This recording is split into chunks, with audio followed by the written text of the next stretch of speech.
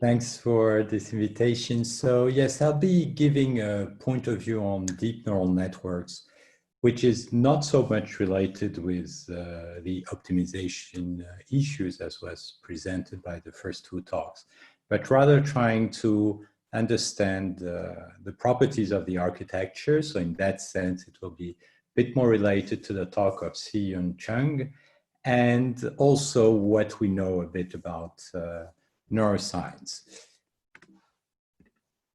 So the structure of deep convolutional neural networks, I suppose you all know them, and I'll describe it here in the case of an image, which is an input. So you have these linear operators, which are convolutions, followed by these nonlinearities, which are the ReLU, that may also include a bias here.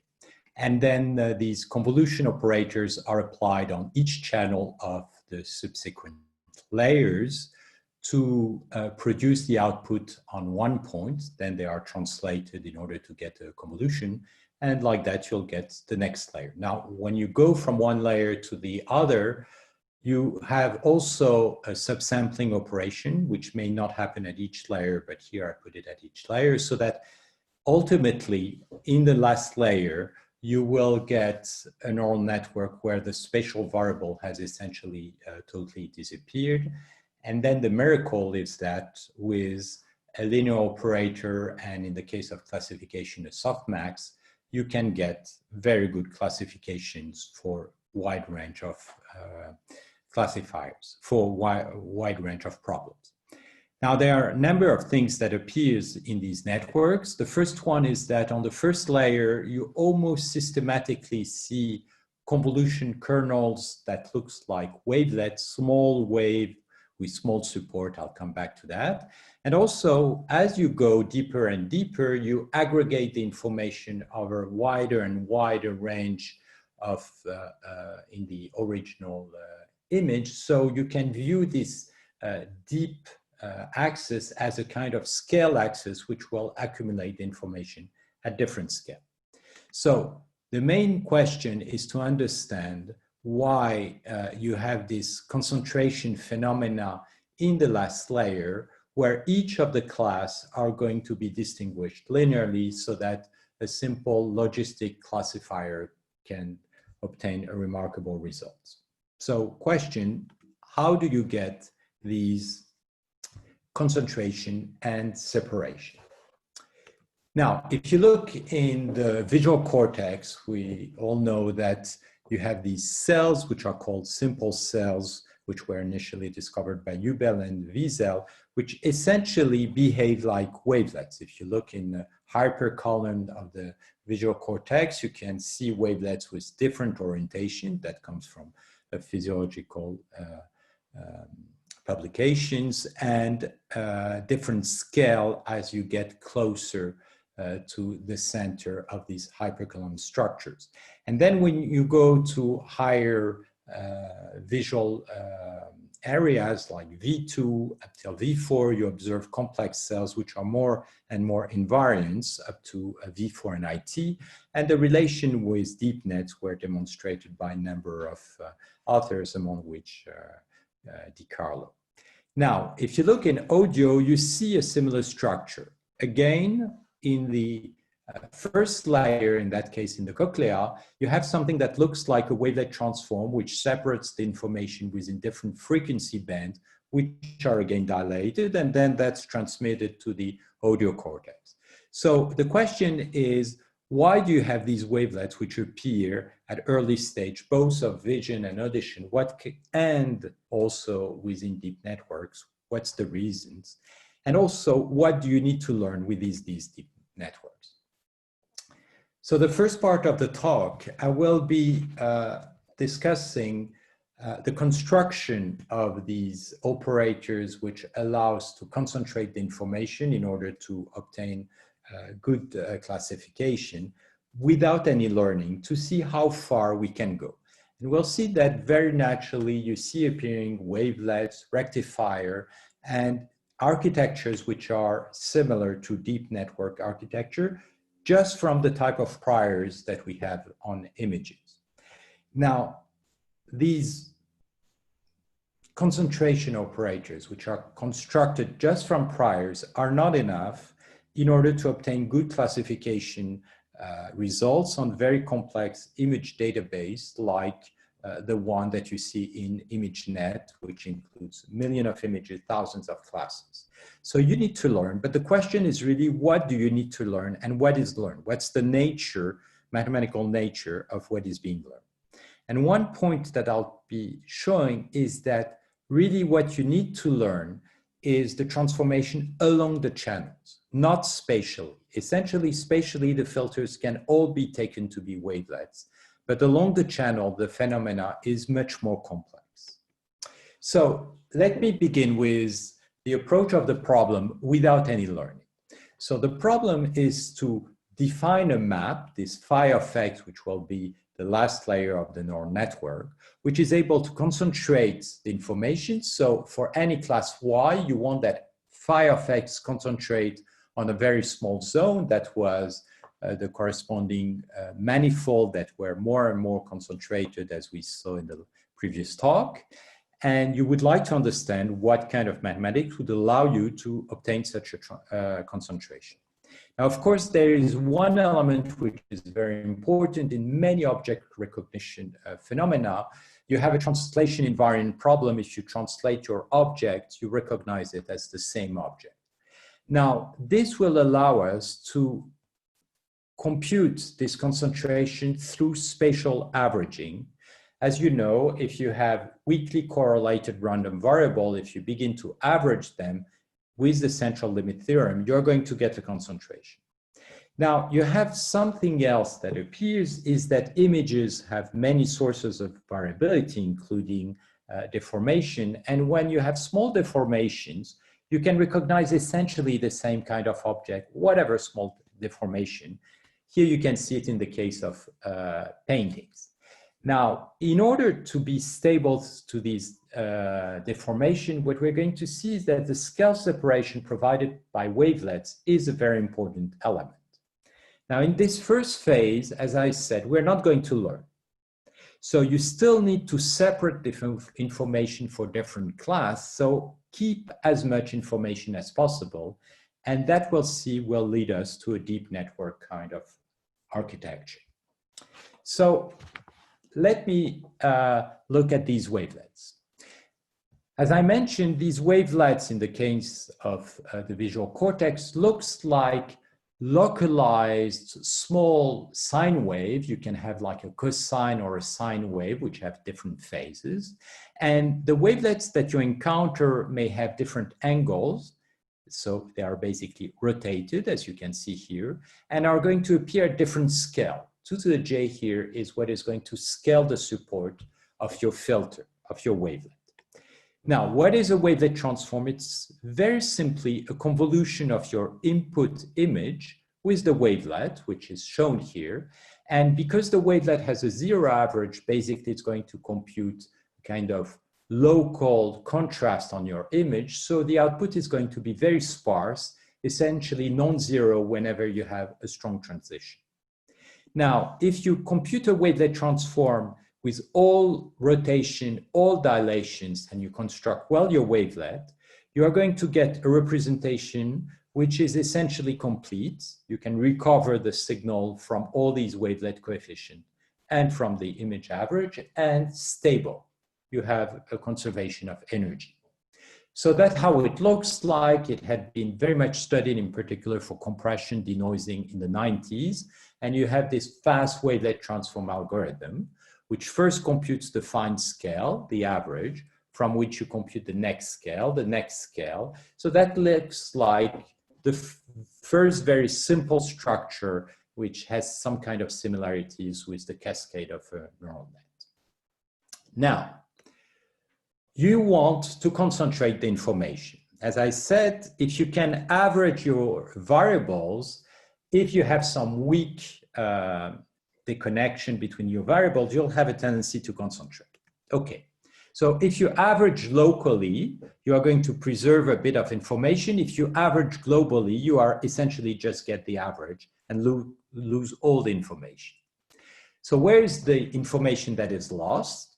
It's the high frequencies. And the high frequencies, I show it in one dimension, will be carried by the wavelet coefficients, which oscillates. But because these coefficients oscillate, you cannot just average them to concentrate the information, because you're just going to get a zero. If you put a rectifier, everything gets positive.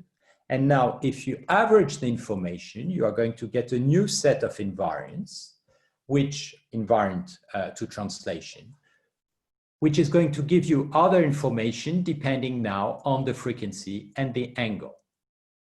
But the wavelet transform is invertible, not if you average it. When you average, you lose information. So if you want to preserve separability, what you need to do is to, again, extract the high frequencies where you've applied your averaging. So you get your wavelet coefficient rectified, and now you reapply a high frequency wavelets in order to recover the information that you've lost before. If you want to have an information which again concentrates, you are going to average, but if you don't want to get a zero, you are going to put a rectifier. And here you see appearing the structure of a deep network. Basically, you have a first wavelet transform, the rectification.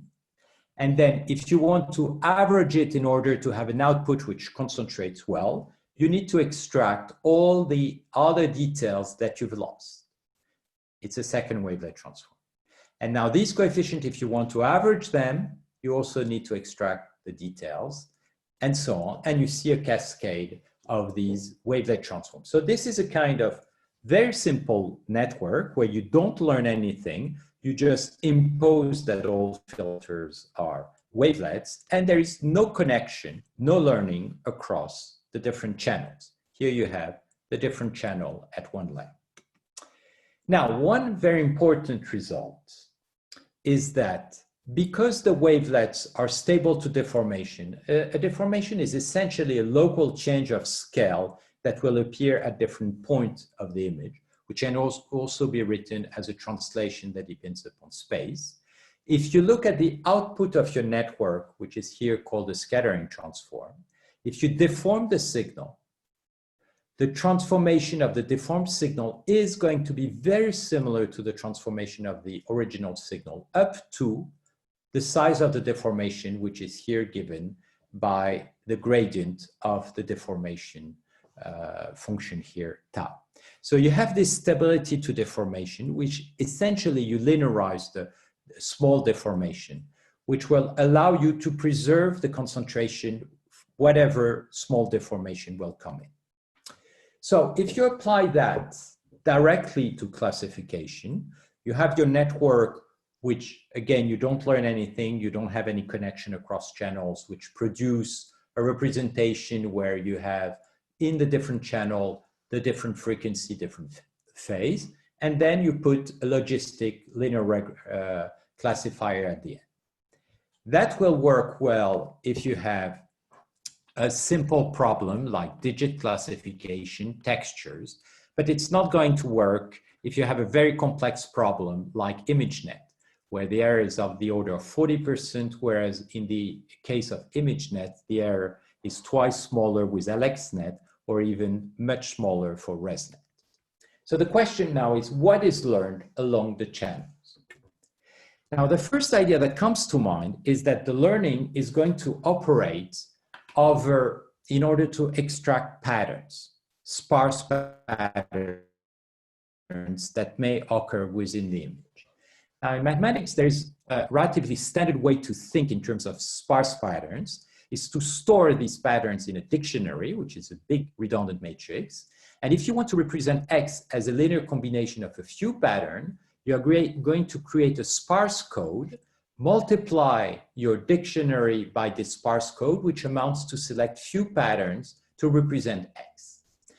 Now, what is this sparse code? The sparse code can be written as a solution of an L1 minimization problem, where you impose that X is close to the linear combination of your few patterns, and you impose that your sparse code is sparse by putting here an L1 node. Now, there are iterative algorithms to solve that, And you can write that as a network, which is here this D-sparse network, which is essentially an implementation of an iterative thresholding algorithm with a ReLU and bias at each layer. Now, this network has only one matrix, D, which is repeated within each of the layer, and then the final classifier. So if you want to learn this matrix, basically you are going to do a supervised learning where you learn both the matrix and the classifier in order to minimize the loss due to the prediction of the class and the error relatively to the true class. So basically, if you want to do that, you'll need about 12 layers in order to converge to a sparse code, which is precise. And you can try that kind of thing for image classification. Now, if you try that on ImageNet, as I said, AlexNet, that was 2012, had an error of about 20%. If you do the scattering transform alone, which doesn't use any learning, the error is about 40%. On the scattering domain, so here in this domain, you've imposed some translation invariants. You are stable to deformation. If you learn patterns within this domain, with this network, you obtain now a matrix which is very sparse, about 3% non-zero coefficient.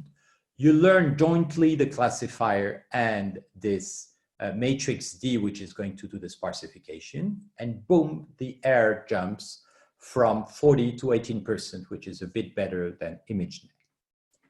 So the question now is why? Why this single matrix can divide by 2 the error, and what is the nature of this reduction?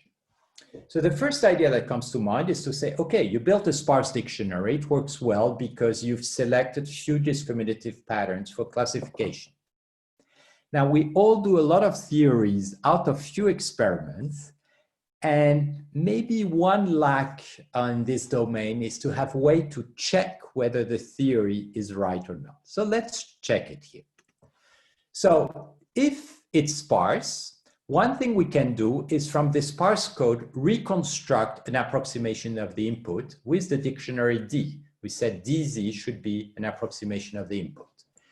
This is not sparse at all. We're going to learn again the classifier together with D. If we look at the error, it's still very good.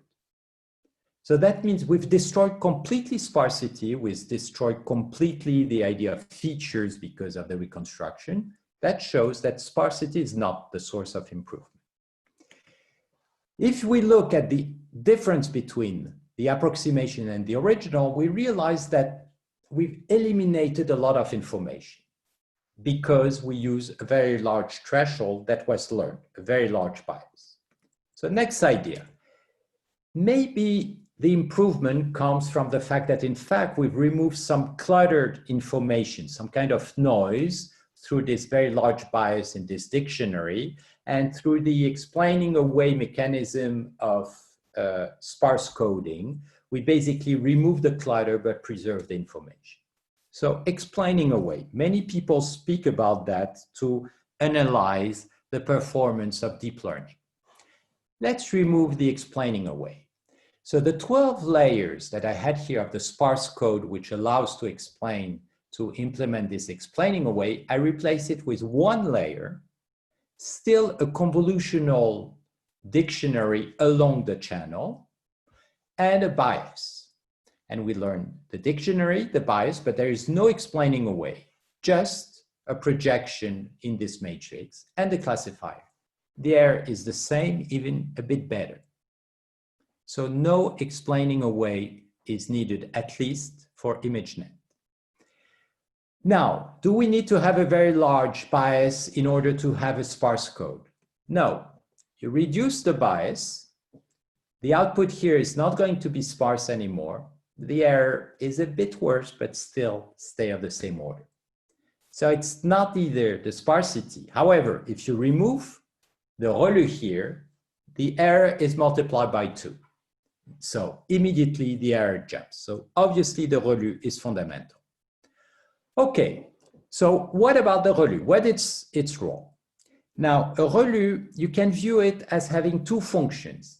It has the ability to separate phase information and to get amplitude information. So in order to see whether phase is important, we did a simple test, replace the ReLU by a sine function. So the output will just be 1 or minus 1. So it's an information about phase. So, and we're going to do it here first with a simple linear classifier.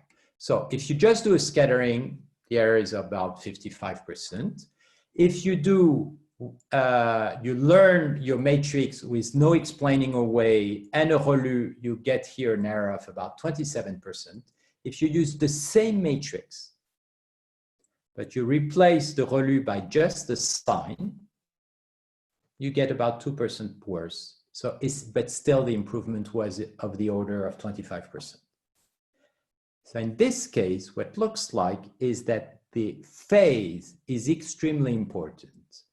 And if you eliminate all the amplitude information, which is about building a very strong invariant, you get a big improvement relatively to a direct linear classifier.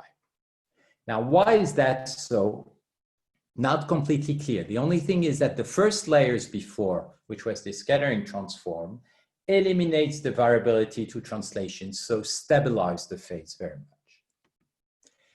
Now, up till now, we are getting performance of the order of 20%. Can we go to residual ResNet performance with that kind of architecture? The answer is yes. You don't learn anything in space. In space, you just apply the wavelets, which we observe in the visual cortex or in the auditory cortex. You just learn along the channel. Each time you learn a linear transformation along the channel. So the only thing that we're going to learn are these 1-1 convolutions just along the channels. If you do that so that the last layer has only 1 pixels because you subsample your softmax, you essentially get the type of result you get with a ResNet. Here we have an architecture with only 6 layers. The ResNet with 18 layers gets 1% less. And if you put 50 layers, you get even better. Now, what is that showing? It's showing that essentially the spatial information is gathered with these multiscale aggregation performed with wavelets. The learning is across the channel, and that's where we essentially don't understand well mathematically what's happening. One element that comes out is that phase is very important. So let me conclude on that. First thing, it is possible to a priori have good ideas about these concentration operators, in other these transformations that are done by these networks, and their harmonic analysis is helping a lot because you have translation, you have the Fourier transform coming in, scale separations, and so on. Wavelets also appear in neurophysiology. They seem to be enough for spatial filtering, so that's at least one stable point to look at these things. What is interesting is this phase phenomenon. It seems very important to understand the effect of ReLU along channels. And phase is something that has been very much discarded in mathematics, in harmonic analysis. Most of research was trying to work out of the amplitude information to threshold, to denoise, and so on. Now, what looks like is that what you learn across channel is extremely important to obtain this concentration and separation that we observe in neural net. One of the things I would advocate here is to build controlled experiments for mathematics. We have a tendency to build theories of neural nets with all kinds of tools, usually the one that we understand well, in my case, harmonic analysis. But there is a bit of lack of counter examples to evaluate these theories. So I tried to do a little bit of that today, but I think that's something which is important in order to be able to move on and try to see what mathematics are not relevant and what are potentially relevant. Thanks very much. Thank you. If anyone has questions, you can input that into the Q&A part of your screen. But maybe I can kick off. So I'm just wondering, it sounds like you say you don't know that you have any insight into it, but if you've looked at what those matrices that go across channels seem to look like, just as an empirical matter after training, is there any structure you've been able to pull out from them? Oh, the matrices.